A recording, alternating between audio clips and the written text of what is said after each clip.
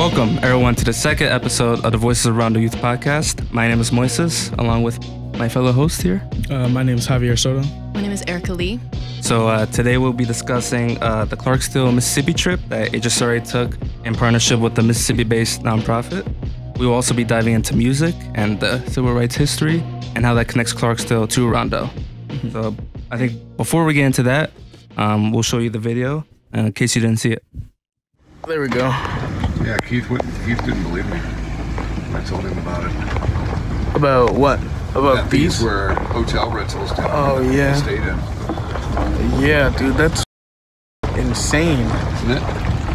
This is bizarre as hell. And they got like a little like, oh what? They're our profit. They're profiting from. Yeah.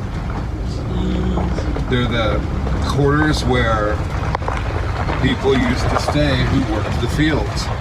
And this was a site that was an old cotton gin where they spun the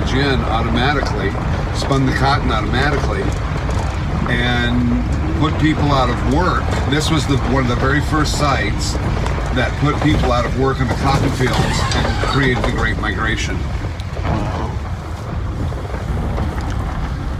Turn around So here. crazy. Yeah, look at this. So that was the video. Now, I didn't go down there, so I think it's more, well, for you guys to discuss it. So would you guys? Right. So just to give a little bit more context to that video. So me and a handful of high school for recording arts students took a trip down to Clarksdale, Mississippi a few months ago. And one of the places we visited was the Hopson Plantation. And on the Hopson Plantation sits a white-owned business called the Shack Up Inn. And so basically like I said, it's a white-owned business, and they have refurbished and used former sharecropper homes, and they have turned them into homes that people can rent and stay in. So I just want to pause right there. So we should talk about that. Like, what are your thoughts about that? There's not much to say other than the fact that it's just kind of overall terrible. I feel like even then that's just an understatement. Right. Given all the history, all the families and people that have gone through those homes and, lived there, been there, lived their lives there. And now it's just kind of like that history is almost being extorted.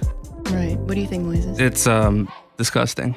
It's just like the way they just use those homes as just like they're profiting off of that. Right. Like that's where people stayed when they worked as sharecroppers for little to no pay, and that's just like profiting off of trauma. Right. Exactly. I agree with you. I think it's disgusting how these sharecropper homes it's filled with Black pain and Black trauma, and is still wet from the blood, sweat, and tears of these people, and it's being owned by white people, and they're profiting off of that. I think that's like utterly disrespectful, more than disrespectful. And like the way that I see it, I think that it should be owned by the Black community. I think that it should be a place of mourning. I think it should be a place where we can go to learn about our history and to honor our ancestors and to honor everything they went to, so that we can be here right now. Yeah, it should definitely be a museum that a place to remember that history. Exactly. And not sleep in it and not profit off of it. Yeah, the way they're I guess the way they have it set up, it's almost like it never happened. Like they're just not acknowledging the fact, that what these are, what this means to these people. It's like that just means nothing to them. Exactly. Yeah. I wonder if the people who stay there know what it is. Like, do they know?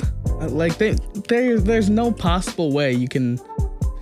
I mean, you're hundreds of feet from a cotton field. We didn't talk about that. There's literally a cotton field there. Yeah, right. For the aesthetic. For the aesthetic. Yeah. Just to keep it historically accurate, I guess. Right. Yeah, I wonder if the people like when you get them in there, do they bring that up? Or is it like, oh no, this is our property? Right, and even on the website, it doesn't mention that those homes are former sharecropper homes. It doesn't even mention that. So it's like they don't want people to know the real history of that. They don't. No. So the Hopson Plantation originally was kind of where it's not where they originally manufactured it, but I believe it's where they started, introducing it into farming. Yeah, it was one of the first places where the mechanized cotton gin exactly started up.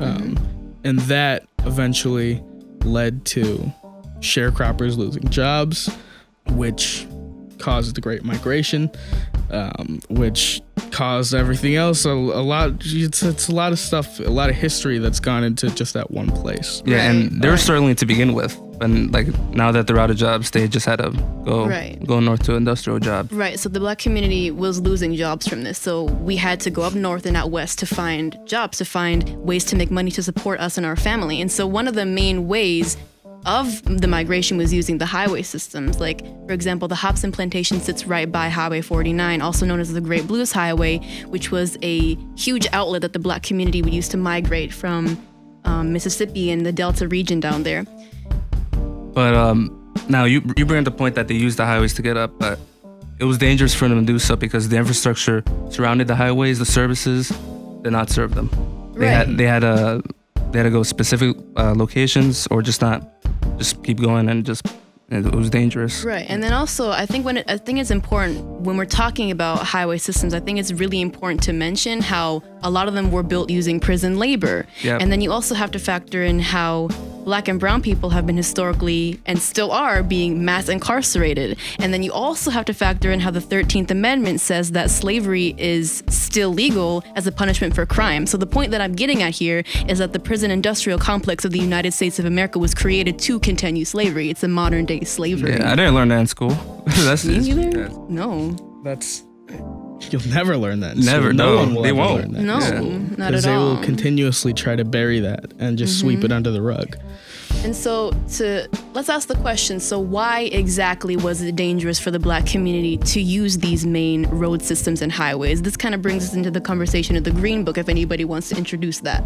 Yes, so there were many towns along the highways known as sundown towns where at night, once the sun went down, African Americans were not allowed outside, or else they would be assaulted, lynched, killed, murdered, humiliated.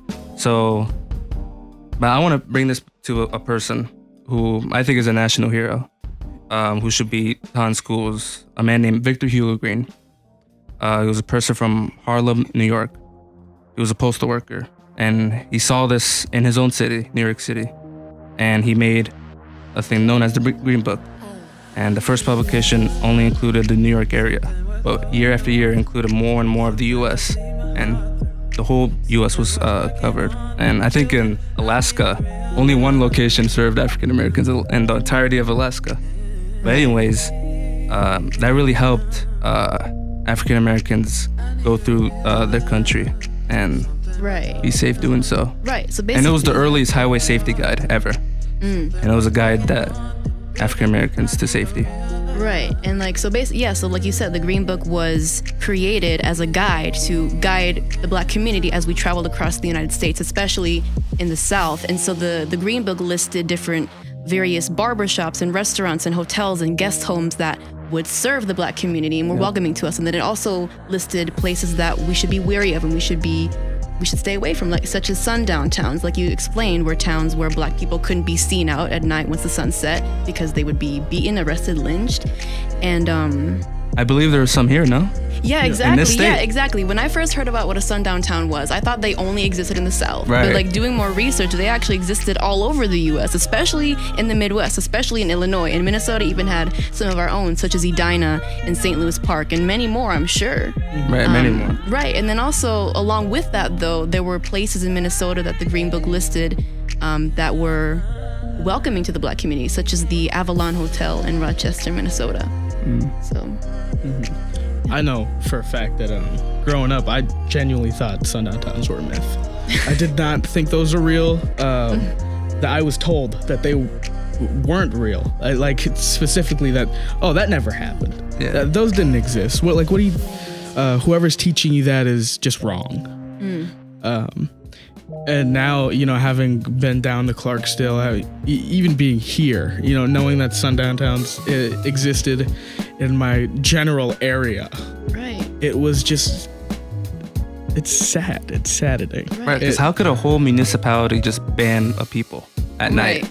And like you have to remember, like a lot of this history has been, they try to cover it up. So I'm sure there's a lot of records that we don't have about many other cities that were sundown towns that we don't know about to this day.